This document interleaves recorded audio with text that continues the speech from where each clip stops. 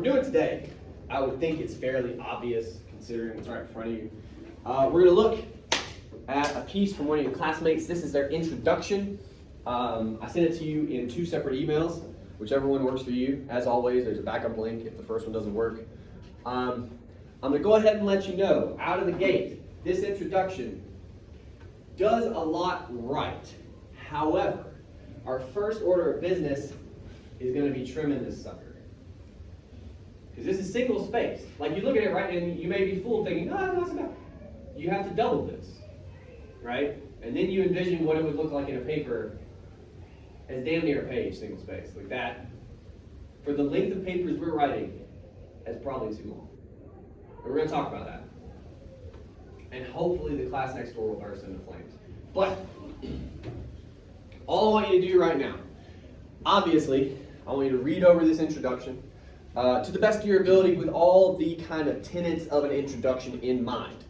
And I guess we could review those very quickly. For instance, what are the parts of an introduction? Okay, I was like, sure. Well, you start with a hook if you want one. You don't always have to have one, but you start with a hook, something interesting, something to grab you. After that, introduce us to the text. You need your roadmap, which is kind of walks us through your evidence, through your argument, right, in some detail. And then, of course, your thesis, which ties all that together. It's a little more general, but there's also a lot of weight on that statement because it's got to kind of carry the whole paper, right? All right. So with that in the back of your brain, if you'll read through this introduction, I want you to think of 2 things as you read. Number 1, again, to the best of your ability, we're going to talk about this as a class. Anywhere you see where we can trim this sucker down, because we're going to need to. We just are. But 2, where do you see argument occurring? And this will be a little bit tricky. But again, we're going to talk about it. So that's your 2 directives. How do we trim this guy down? Where do you see argument happening? Take a minute. We'll talk about it. A couple of easy things we can do first. And I'm going to start the conversation. So kind of take the pressure off you guys. But I'm going to ask you to jump in here in a second. To begin with, this is going to feel small, but if we're trying to trim, sometimes it helps to just start small. Given this student's predilection for parenthetical citations, that's one of those sentences that sounds way fancier than it is. All I'm saying is they got a lot of this going on, okay? I would assume they're in a major that uses APA. I say that because APA is basically a war crime. It's terrible. It is. And I know enough about it to know that APA will ask you to do stupid shit like this. So I'm telling all of you, you don't have to do this, but I know why you would if you're in one of the majors that uses that BS format, okay? Why do they use this citation? If someone had to give me a theory. Here, we say, the movie has many scenes, social issues, John McClane's the main character of this movie. Why are we citing McTiernan here? After we say John McClane's the main character, do you think? Is anyone familiar at all with APA? Credit. You lucky bastards. Credit in what way? I mean, that's all. That every time you give a citation, that's what a citation is for. Yes. APA has this really goofy stipulation because it's for reports. It's not for papers. It's not for writing. It's for summary. I hate APA. I want to say that into the camera. I hate it. Anyway, it would, in some cases, when you offer a summary or more to the point, a paraphrase, it would ask you to give a citation. Again, that's why, because they do this several times, right? They're always doing it in a place where APA might want you to. The point I'm stressing to you here is MLA doesn't. If I know what text you're talking about, if it's obvious, then you have given credit. You follow me? So if you talk about John McClane, if you say he's a police officer traveling, like, it's on me to know that you're talking about Die Hard at that point. You got to trust me to know, yeah, he died because that's the story, right? So you do not need this. And again, that's a very small step to trimming, okay? But we're going to need to do a couple of these. So look at that, we got 5 citations in here. that. Do that. I mean, 5 of these citations, that's basically a line, right? Give or take. Where's the other one? I didn't realize there was that many, to be totally honest with you. And then here at the end. Ooh, all right, cool. Step 1, still very long, but shorter. We're getting there. Now I'm gonna ask you guys. I say an easy one. I don't know if you guys would have called that one. Do you see any other places we can trim? I'm just curious. Anything strike you as like, maybe we could lose some of that, maybe, kind of want to see where you guys are at. Where is that? His character is very hyper-masculine. Okay, why, so you're saying lose that sentence? Yeah. Why? Because, you can, combine it somewhere else. He for sure could. Does anybody have thoughts? And I know this is riveting material. Does anybody have thoughts on what we might do with that sentence, how we might trim it in some way? I'll try to find it on the screen for us. Oh, there it was. Right there.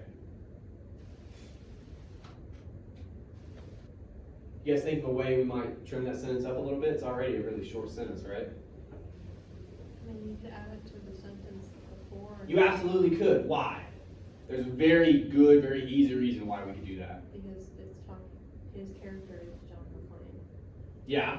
And What do we probably not need to say anywhere in this paper? Saying John McClane is hypermasculine is fine. That's cool. What's the thing we don't need to mention? Yeah. We know that. So let's cut that.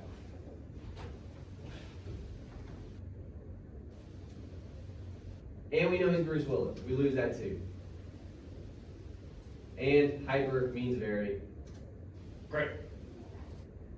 We're already heading in a good direction. I think we've trimmed about 2 lines from this guy. I know that's not your favorite thing to do, but we're cutting stuff we don't need, right? This is the point I'm going to make to you when we start talking about argument. All this stuff is in our way.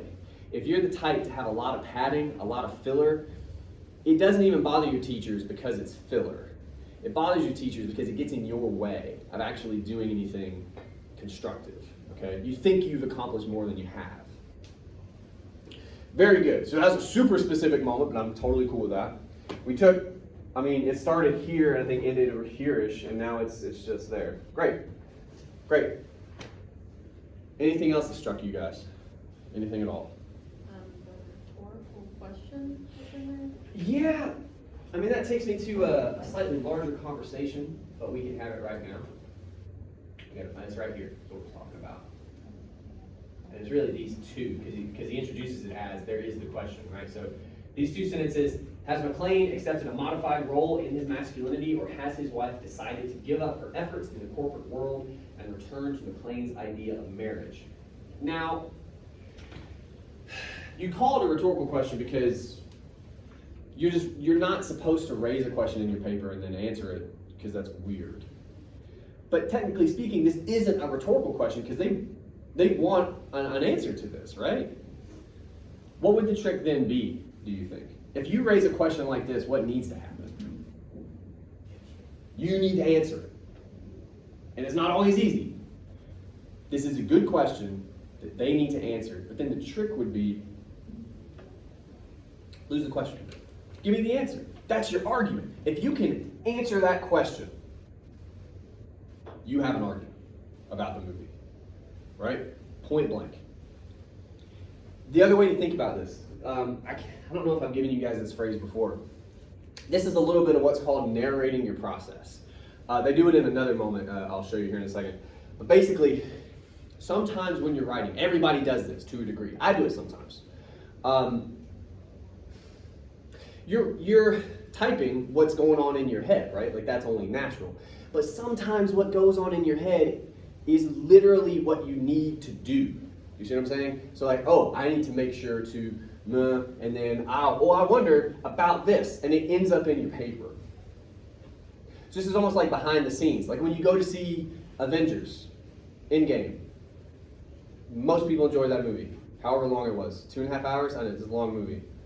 Long movie. It's almost three. Imagine if there's another half hour in that movie where you're seeing guys like move the sets around and shit. Nobody wants that. Nobody wants that. So you cut that out. You edit the behind the scenes material out. We don't need it. It gets in your way. But again, I want to be clear. This is good for you as a writer. This is helpful for you. But after you work through it, then you cut that material. As an audience, we do not need this. Okay?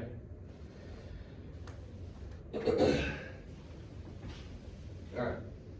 And I'm actually gonna, how do we, the X? Yeah. I'm gonna cut it.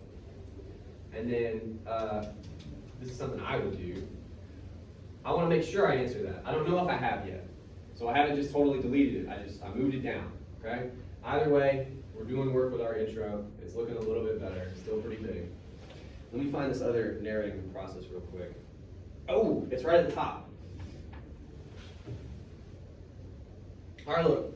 So from the jump, how do we start our intro? What is this?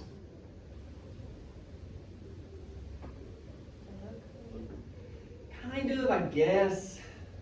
I mean, I'll give you that. It's definitely introducing the text, and I guess you could say it's a little bit of a hook. It's kind of both. It's kind of both.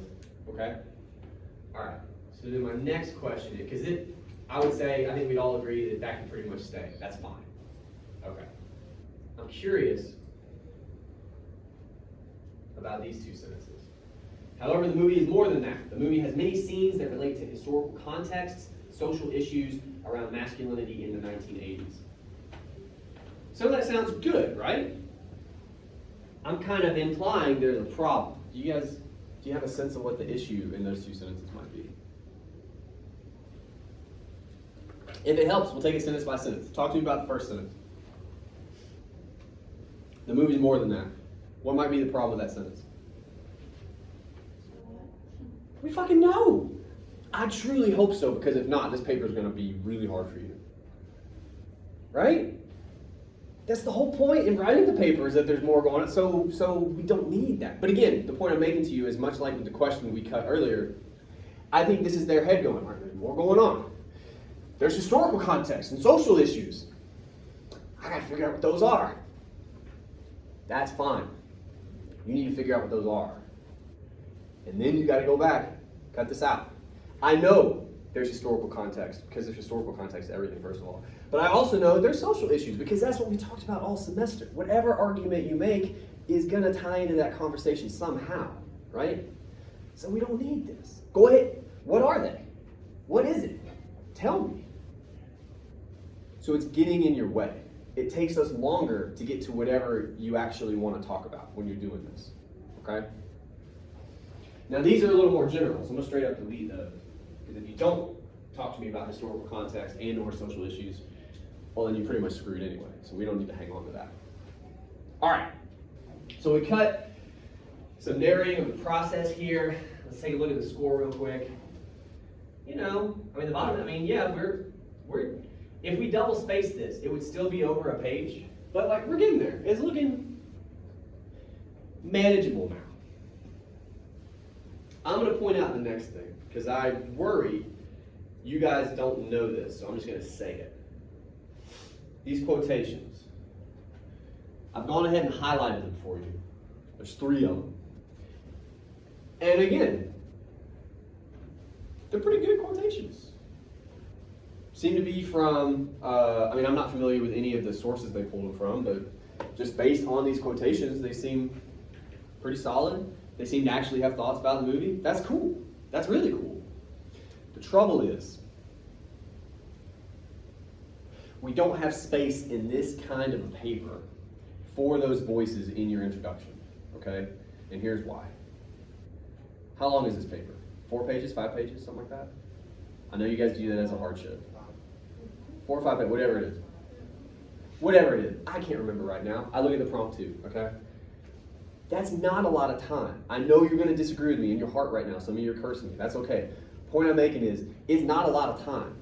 How many body paragraphs is that really? 4 or 5 pages. After the intro and the conclusion, maybe 4? Body paragraph, something like that? Roundabout?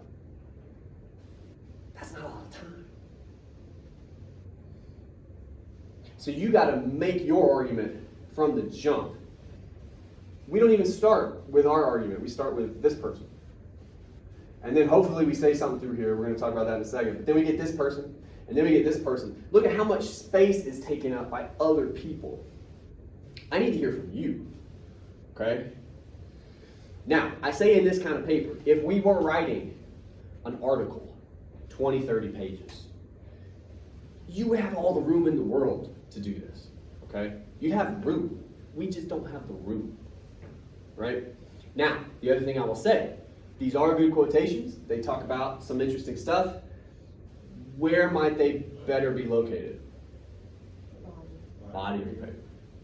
You can, and by the way, the other part of this is, the other reason this isn't great, we don't get to talk to these guys at all. We just hear from them. I want to hear what your thoughts are. Do you agree with these quotations? Do you disagree? Do you disagree in part? You know what I'm saying? Like, what scenes does this have anything to do with? Like, you can only do that work in the body of your paper. So let's do that. We cut all these, which I'm about to do, put them in the paper later, different body paragraphs, and we got awesome ammunition. We got plenty of stuff to talk about. Cool. Don't do it up here. You do not have the room in multiple ways, okay? So let's do that. That's going to help a lot. Let me see.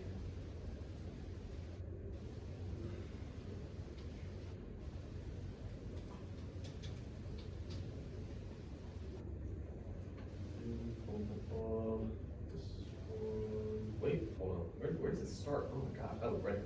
Right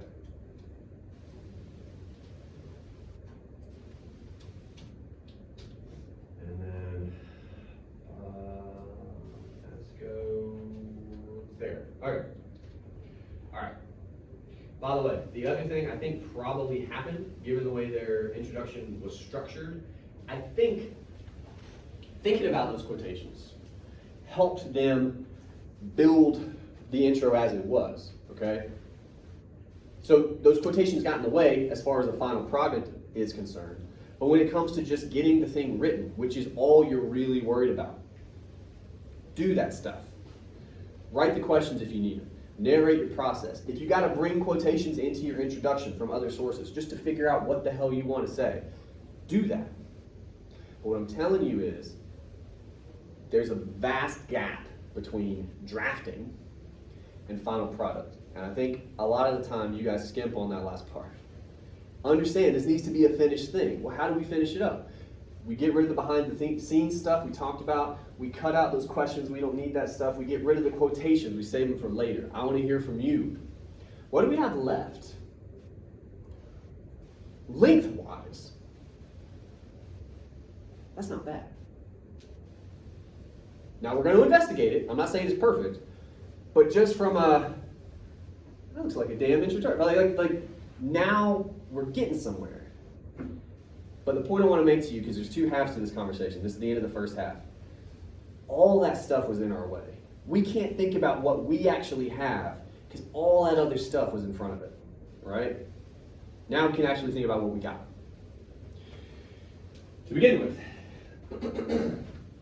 we already said we have our hook / introduction to the text, okay, I'm cool with that. So that would mean then, probably, well, I'm going to ask you, get that blinking cursor a little bit out of the way. Where do you think our roadmap starts, in your opinion? And you can if take a second, read back over what we have now, because it'll read differently with all that stuff taken out. Read real quick.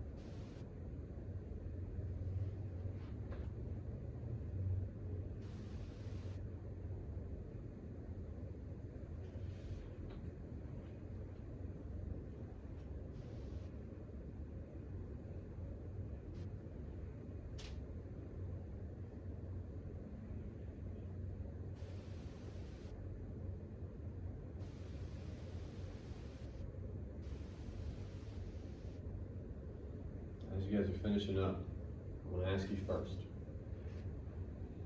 Hopefully, at least some of you see this. There's a big problem now with this introduction. There's one big problem. It's doing a lot of good work, but there's one big problem that I think is much easier to see now that we've trimmed that other stuff away. I'm just curious if any of you see it. There's one big problem. And if it helps, again, we go back to my original question. Where's the roadmap start?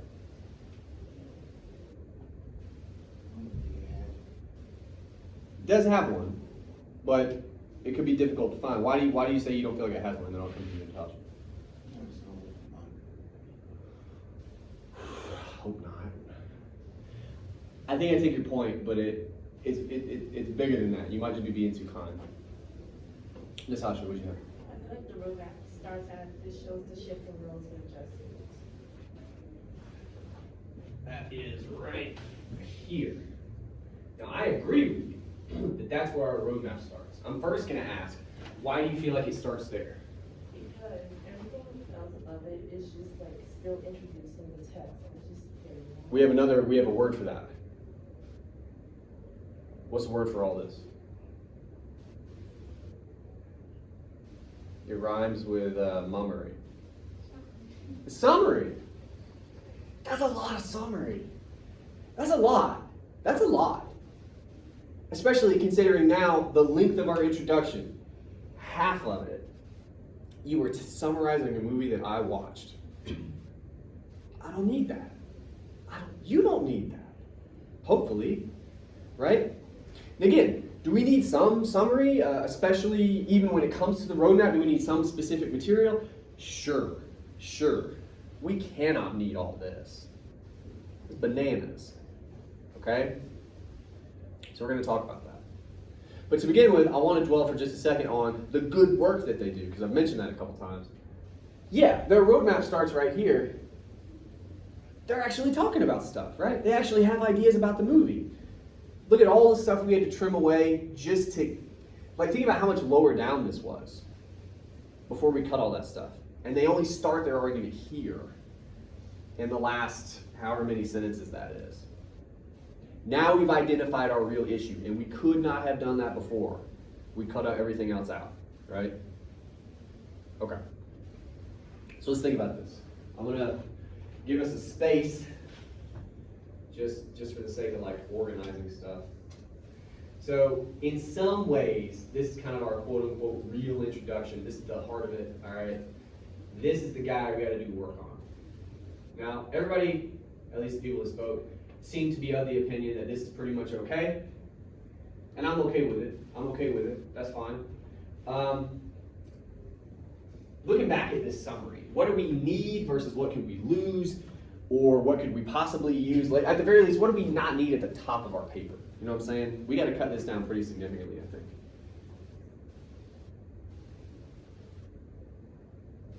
Just shorten the summary. Yeah. And look, there's two ways to do that. Number one, we could possibly do some of the work we already did, which is some of these sentences could probably be combined. We could probably lose some descriptions, right, that we don't need and just like push stuff together. That'd be one way. Another way is we can straight up just cut stuff. So I'm just asking just for a minute if you guys will entertain me a little bit with this idea. Can we do any of that work here? Can we either combine sentences and or just straight up losing some stuff? Yeah, just get like main ideas for the summary. Yes. I'm just kind of asking what some of those might be.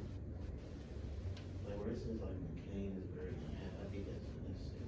Where at? It says McCain is very unhappy on the conflict. I think that's unnecessary.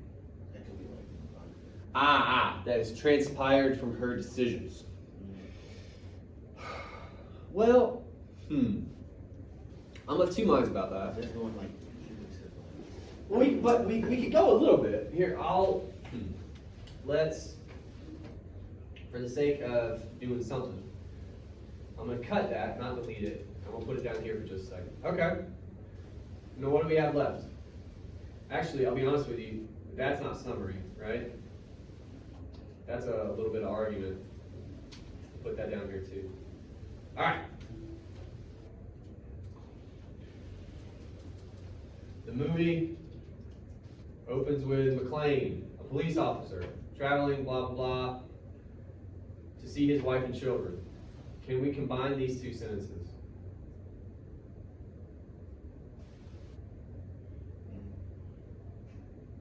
How might we do that, do you think? What's the whole point of that second sentence? We're saying we got a whole lot of words to say something very simple. He wants to fix his relationship with his wife. Yeah. It is implied that he has hopes of nothing happening in that part of the sentence. It's all right here. So, traveling to California to, let's change that first verb. Let's change C. What might we change it to?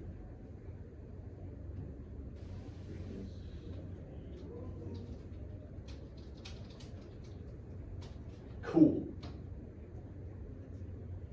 She had moved the family out of state so she could take a corporate position. I'm kind of okay with, man. Terrorists show up. McClane's trapped inside. He doesn't worry about that. That might be the stuff you're talking about, feeling like a body paragraph. We're getting pretty in the weeds in our summary there. All right, well, we absolutely don't need that. And we probably don't need this, because that's a given as well. Okay.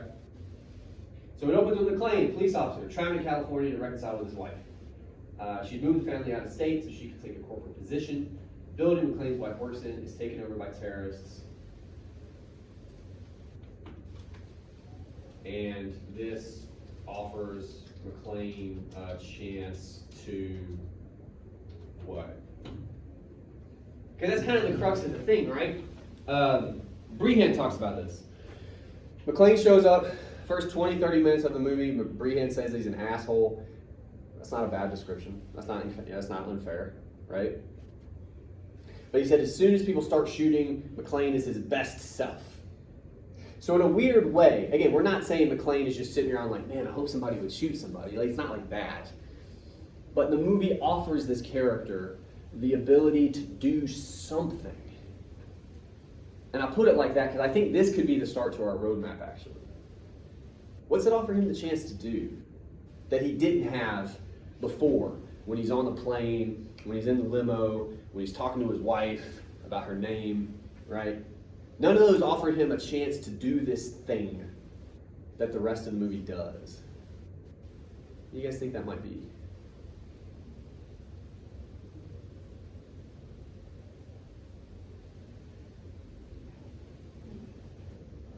Just try it out. It's okay. Give us up.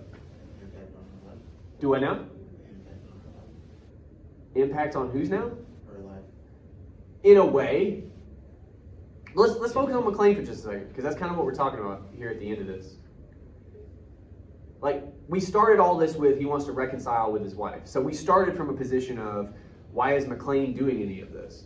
And again, he is the main character, so like, it'd be hard not to talk about him at the very least. The point I'm making here is, this student seems interested in the moment when the terrorists show up.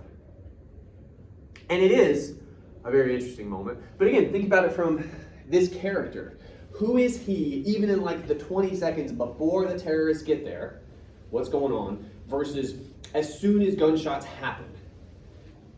There's a significant shift right there, right? Do you guys remember what's going on right before bullets start flying? We watched the scene. What happens right before the terrorists come in? Oh, you guys don't remember. I don't remember watching this. It was like in there. He's in his wife's office. They just finished their fight. She goes out to talk to the troops. He's like, fucking John, very mature. You know, he's in the mirror. He's having that moment with himself. And then a couple seconds go by and you hear pow pow, and then that very 80s action movie woman scream that I can't do, like, ah! You know, what happens? Something happens real quick. He changes totally. He was an asshole, and then something, he's different now. What is he in that, if you could try to describe it? Again, I'll play it out for you, you guys don't remember. He hears it, he's still dressed down, we'll say, and later we discover barefoot. He doesn't have time for that, right? He's got to leap into action. He walks over, he gets his gun, he peeks out the office door, he sees these guys speaking German. Oh, that's scary. And they're like, I know I don't know any German. And they got guns and it's not good. He closes the door and he's like, thank John, thank you, sorry, fuck. And then he runs across the hallway, right? That's very different from the first 30 minutes of the movie. And he continues in that mode for most of the rest. Again, there's moments where he's not that, okay? But the point I'm making here is that is a significant moment that I think this student had, in their summary, is really trying to highlight. They just haven't quite done it. And I'm asking you guys to kick this around a little bit. What is that? That switch that gets flipped? Like, what does this character become, or that's about survival. I think that's kind of what you, yeah. Because again, I mean, look, if we think about too for a second, the kind of stereotypical hero, whatever, shouldn't he kick down the office door and start blasting? Like, wouldn't that? That's not how you operate. Well, it'd also be a much shorter movie. Was he gonna get two of them and then like, oh, that was a 20-minute movie, guys. Let's go. I don't know, get ice cream or something. Yeah, it's. But I like how you put it much better than I did. You said that's not how he operates. What do you mean by that? He's not like the typical superhero. He's just invincible. Like he knows that. He knows he's vulnerable. Situation, like what you said about the other cat that just walked in. Oh, Ellis? Yeah, Ellis. Yeah. Well, and again, you even see it in the moment. And again, this is not in this paragraph, but it could be in the body perhaps. But the moment when we see him look out the office door and he's like assessing the situation, he's gathering information. He doesn't just leap into action, right? So there is some thought going on. But I like that. So it's about survival, which I think this student may actually mention, and understanding that he's not like an X-Man or something, right? Like he's not a superhero. He's a cop and he's trained but again, that's all based in some version of reality, right? Everything we just did right there, that's the beginning of an argument. That's how you move from summary to argument, okay? It's taken over by terrorists. This officer was claimed a chance to so we talked about survival and vulnerability. It's sort of like, I don't know if this is quite how we would want to say it, but like exercise his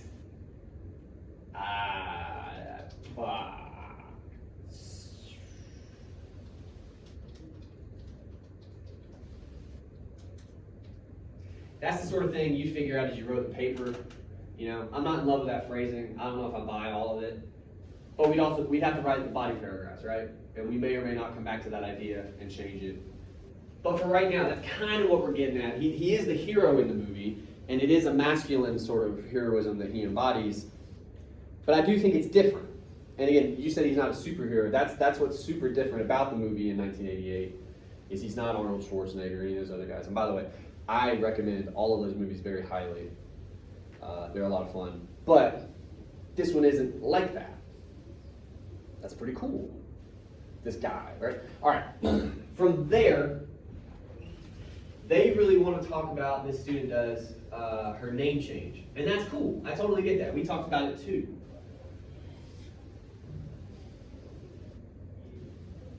Let's move that back. And again, all this stuff down here, I haven't deleted it. A lot of it's going to be in body paragraphs.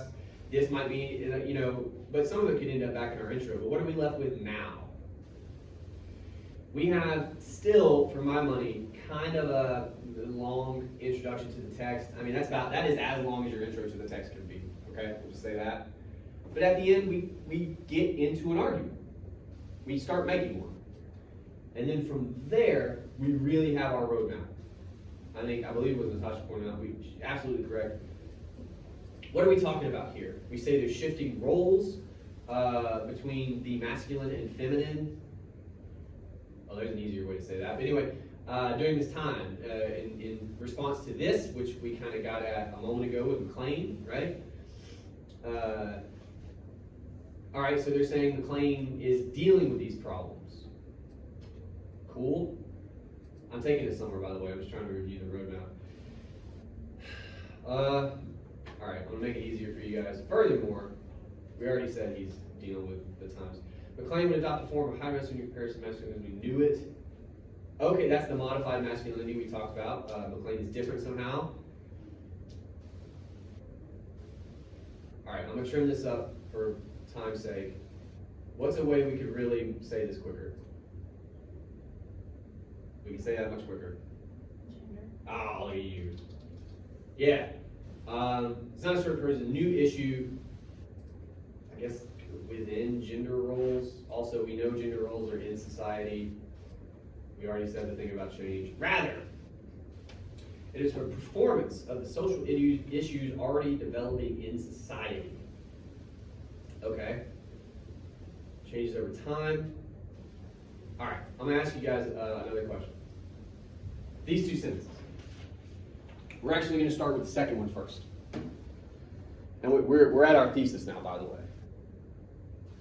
It is clear, the student says, that the socially acceptable and desirable meaning of masculinity changes over time.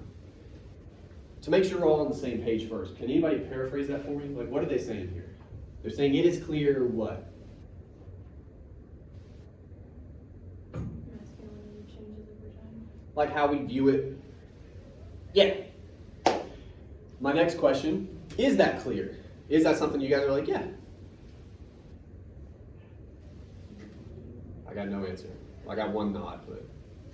Is it clear? Like, is it something, when you say it is clear, you're basically saying we can take it for a fact that these stereotypes change over time, that they evolve or whatever. Yeah. I agree. I mean, for the most part. There's like, we always have that one uncle that's like, you don't want to talk to him on Thanksgiving. Like, we got that. But generally, yes. We all just agreed that it is clear. So do we really need to say it? Or do we need to spend a whole sentence saying it? Probably not. Now again, I think they like this idea that he's like somehow part of that evolution or whatever. Okay, we keep that in our back pocket.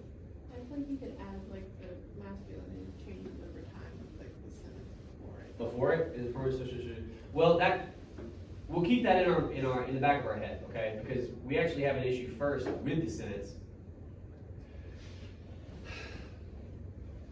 I like all the phrasing up until this highlighted point. Rather, it is a performance. That's very scholarly, by the way. Of the social issues already developing in society. What do you think? And this could be hard, but try. What do you think my question would be if you write something like that in your paper? The social issues already developing in society. What social issues? What fucking social issues? Which one? We got a lot of them. I'm just looking, I mean, you made it plural, so I guess two. Give me two. To be totally honest, I'd accept one. Yeah. Because I don't know, and they have not told us. Now again, to be fair to the student, they have not written the paper yet. They might not know. You need to figure it out. You got to. If you're going to say that, you got to figure that out. And then the next step would be coming back and changing this and telling me. But for our purposes, we're trying to make this as good as we can. We're just going to take a shot in the dark. So to recap real quick, McLean is like, they say a hybrid masculinity, which is really interesting. I'm a little more curious about what that means. But they're kind of implying a lot. I think whoever said survival, and then you said, what did you say, Stefan? I've already forgotten it. Do what? Defensive. No, it was before that. You said, damn it. Somebody said survival, which is true, and there was another point about, he's not a superhero, you said. I think that's basically what they're getting at with all this stuff about how He's not quite the old school message, or like it's different in some way. I would like if they state it a little more plainly, kind of how you guys did. But again, you know, that's for them to decide. But the point is, we got that going on. And they've said it has something to do with gender roles and how it changes over time. Okay. With that in mind, could we hazard an attempt at what social issues they might be addressing in some way? General. It's got to have something to do with gender roles, for sure. I've only talked to you about this a little bit. And I mean, to be totally fair, in 1988, I was 2. So I wasn't super on top of any of this either. But what is happening? We see it in the movie. They've mentioned it. What are some of the specific moments they give us? We spent a lot of time talking about McClane, but they also brought up what about Holly? 2 things we know about Holly. Really 3, but in this paragraph. Do you guys remember what they brought up about her? She's in a corporate position. Of power, by the way. She's pretty high up. She changed her last name back to her. She goes back to her maiden name, right? And it's even funny in a way that we call it maiden name because that's a holdover from like way back in the day. But isn't it just you go back to your name? Anyway, conversation for another day. So what? So obviously it has something to do with gender roles, but like, can we get a little more specific? Like, social issues. Already developing society is actually pretty redundant too. But what is happening underneath all the bullets in the movie? There's something going on, and it involves McClane and it involves Holly. But like, what do you think it is?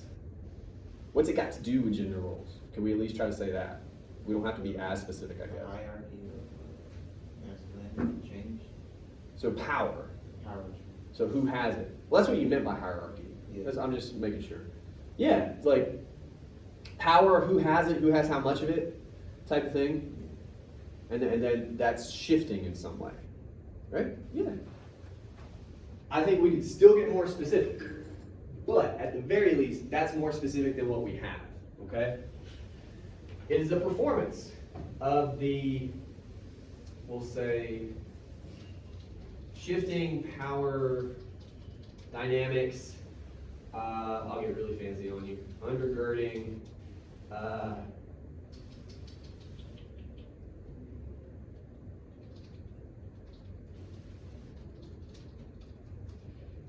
Cool. Gender roles, we know that has to do with society because it is a pillar of our society. No, that's just a long word. Okay. So what do we have now? The movie Die Hard is not a story that proposes a new issue within gender roles. Rather, it is a performance of the shifting power dynamics undergirding contemporary. So, because we say gender roles, I'm just going to say those. When those changes occur, resistance is inevitable. What changes are they talking about? I just want to make sure we're clear.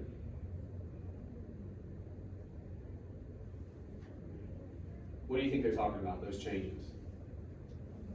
We've named it, interestingly. They didn't before, but we've named it. What's changing? Masculinity. What about it? We just said it. What's changing? What's John so pissed off about? Yes! Look, we got more specific than them, and I'm pretty sure we were right. I'm pretty sure that's what they were talking about. They just didn't say it.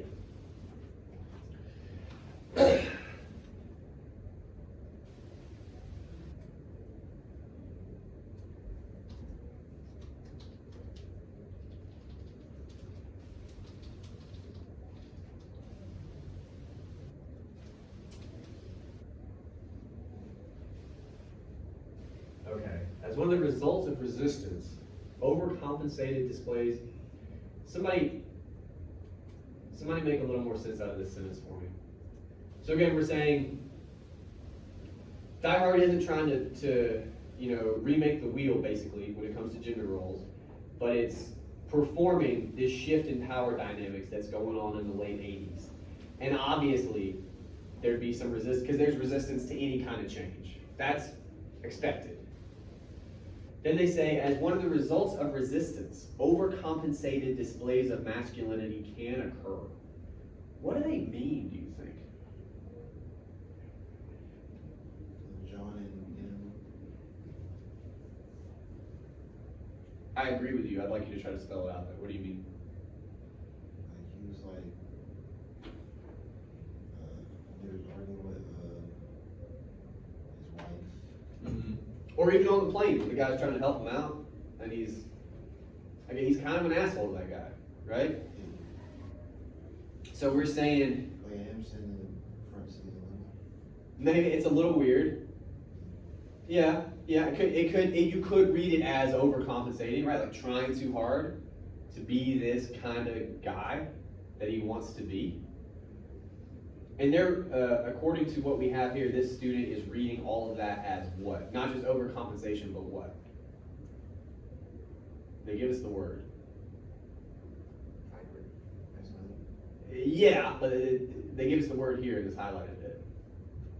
It's not just overcompensation. It's not just hypermasculinity. What is it? Resistance.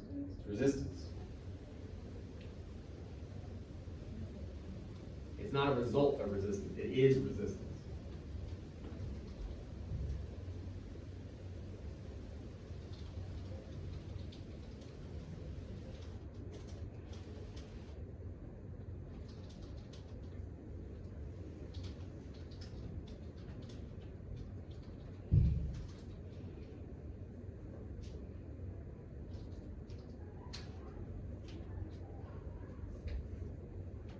Isn't that all they say in this last sentence? As soon as I can carefully delete this one. This was seen in the portrayal of John McClane. Like, yeah, that's. So we just combine those last two sentences. All right. Now, if anyone remembers roundabout how long this guy was when we started, you might be justifiably terrified with what we did to it. Okay? It's considerably shorter. But we trimmed hella fat off this thing. Okay? The trick now is, because again, I'll be honest with you, we're not going to do this part in class because I've tortured you enough. But again, where does it start? If our roadmap starts here, and to be totally clear, our thesis probably starts, yeah, so that's our roadmap. This highlighted bit is our roadmap. What could probably happen now? Yeah, but I'm just, let me be clear. What probably needs to happen to this highlighted bit? It needs to be go, yeah, more. For two reasons. One, if you're going to have roundabout 4 body paragraphs in your paper, give or take, you're not covering that in that length of time. That is just not happening. Okay. But number two, there's a lot of ideas in here. Honestly, I had trouble at a couple points in our discussion navigating all of them because we're doing it so fast. And it makes the thesis hard to follow too. Because again, this sets this up.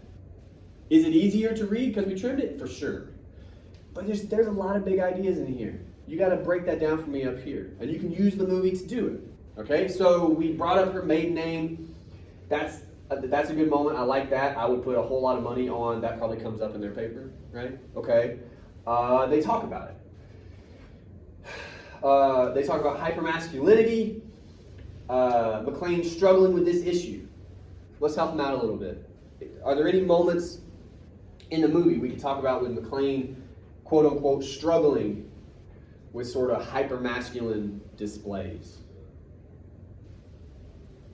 He has problems with it. It causes problems, perhaps, or leads him to behave in a certain way, or whatever. The argument knowledge. That'd be a good one. Now, again, to be fair, that could be what they're talking about here. We don't quite know, right? So for the sake of giving them one more thing on the menu, just, can we think of any other moments where he's kind of a douchebag? We talked about them already.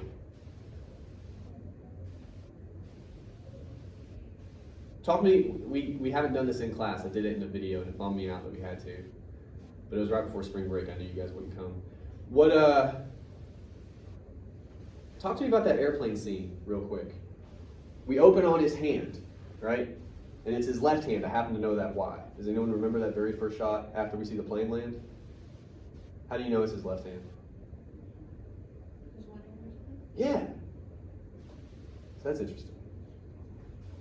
Anyway, it's grabbing the shit out of that armrest. He's very scared. Which is a weird way to introduce our hero of an action movie, right? Look, I'm not calling anybody out. I fucking hate flying. I've only done it twice. Not a fan. But I'm also not saving people in a tower. You know what I'm saying?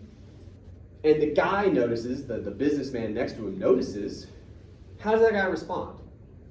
He tells him to do something with his feet. Tell him to do a weird thing, but how do you read that? And again, this is entering into argument, but like, how do you read the guy telling him the weird thing? Why is that guy doing that? Like, calm him down. Just trying to help him, right? Trying to do a nice thing for a stranger. Not everybody would. How does McClane respond? I forget what he says, but he's like really douchey about it. He brushes him off. Now he's not a complete asshole, but he absolutely brushes him off. Then the guy sees his gun. He's like, "I've been a cop, remember there?" You know, and it's kind of. He could have handled it better. Could have handled it better, right? If he was going to be more of a person, but he's not in that moment. And it's, I mean, considering how they're talking about it, you could easily read that moment as heroic is hard. I mean, maybe, but absolutely hyper masculine. Feeling like he's got to respond to that guy, and this fucking guy's trying to help me with my fears. You ever seen a gun, bitch? Like no, he doesn't. But again, it's not that strong. But the point I'm trying to make to you is, you could absolutely read that scene as this, right? And again, the first however many minutes of the film is this, for sure. And I'm not saying we got to go like at length about it in our roadmap. I'm not saying that. But it would help. If at any point you guys struggled to follow this stuff, okay, part of it was because we had a lot of stuff to trim, okay? The other part of it was, and you don't realize this when you're writing, we're not in your heads. So when you're saying the shifting roles and adjustments, I mean, that has to do with that. We can connect that. That makes sense. In response to hypermasculine heroic displays at the time, one can consider that image McClane portrayed as a performance of men. I'm like, what are we talking about though? If you're just working with ideas and you don't give us something to grab onto from the text, even if it's just quick, you lose us. Okay? You lose us. It's in your head, but it's not on the page. You lose us. So, yeah, this stuff about him struggling with this issue in real life, such as when he, and you would not write it this way quite in a paper, but such as when he is a huge douche to that guy on the airplane who's really just trying to help a stranger out, right? Like, stuff like that. And it's going to help you in the body too, because again, now you're going to be thinking, oh, I can talk about that scene in my body paragraph, and you're rolling. Questions about any of that? So when do you like so far bid? Okay. When is the right time to mention people bids? Okay. This return. So because I took out those quotations, right, from the intro, I'll break it down to you like this, because I think a big reason, those of you who did that, not everybody did, but those of you who did, I think you did that because we brought those people up like that in paper 2, right? The difference here is two things, really. One, you're the star of this show. If you remember paper 2, you're a compiler. You're pulling from several sources and you're making them talk to each other. They're kind of the stars of the show. You're just putting them all on center stage, if you understand that metaphor.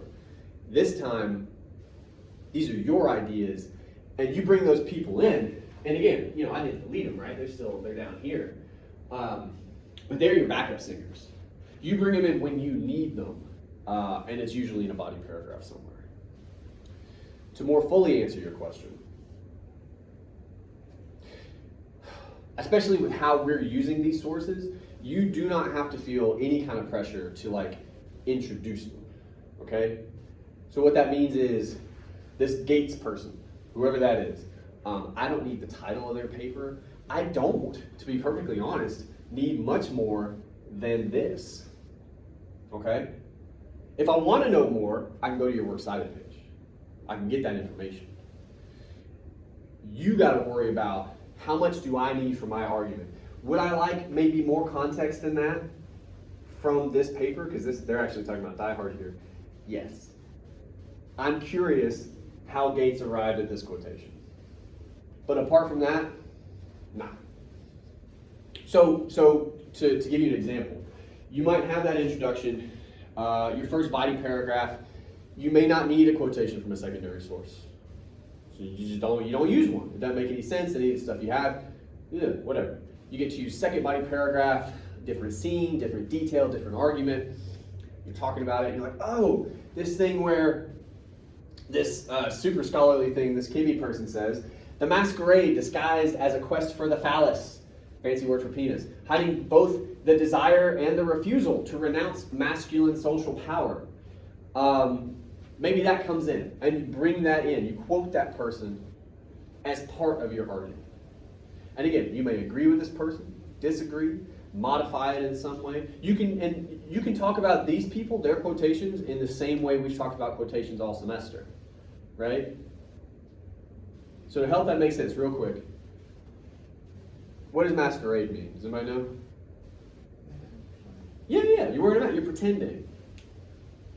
So apparently this Kibbe person, and again, we could use better context, although to be fair, I guess they had some, but the masquerade disguised as, so I guess something that they feel like some part of Die Hard is make-believe, is a show, disguised as a quest for the phallus. Again, that's a fancy word for penis, which in and of itself is taken as a stand-in for masculinity, okay? So all they're really saying is, dudes pretending to be capital D dudes, right? Somehow that hides both the desire and the refusal to renounce masculine social power. If I could translate that, I think they're just saying something about how people are striving for masculinity in the movie hides the fact that they're striving for it, I guess. I'm not sure, because we need better context. But the point is, much shorter answer to your question. These would come in the body of your paper, and they don't have to be much more than how they are here. You don't owe them that. Does that make sense? Okay. Good question. Other questions? Okay. For next time. You have a rough draft to do. And again, I know I say this a lot. I know I say a lot of the same things a lot. I feel like it's part of my job. I don't know. You have rough draft due on turnitin.com. What I would do, I know your first order of business is just writing the damn thing. For sure.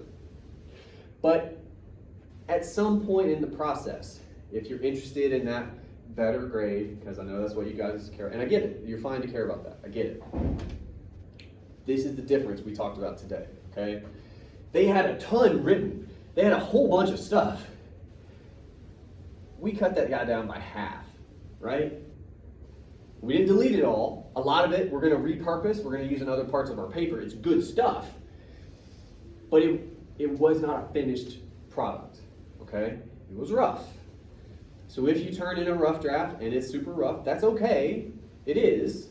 But understand, whatever work you don't do by Tuesday, well, that's work you got to do before you turn the paper in, right? So some of the changes we made today, if you see some of that in your own work, understand at some point in the process, you gotta switch into that gear, okay? and I mean this, and I'll end class on this. Get the thing written. Get it written. If you're the type, you gotta ask yourself questions. Do that. If you're the type, you gotta include quotations without a lot of context. Do that, okay? But then understand, this is step one. Step two in the process is, all right, I gotta cut some of that. I gotta make sure I answer those questions. I have to maybe touch on the ideas that were in those quotations because I brought them in for a reason. And then you move that stuff or you cut it, right? You get it somewhere else. Because your voice is what matters in this paper. That's all that really matters. All right, I'll see you next week. Thank you guys.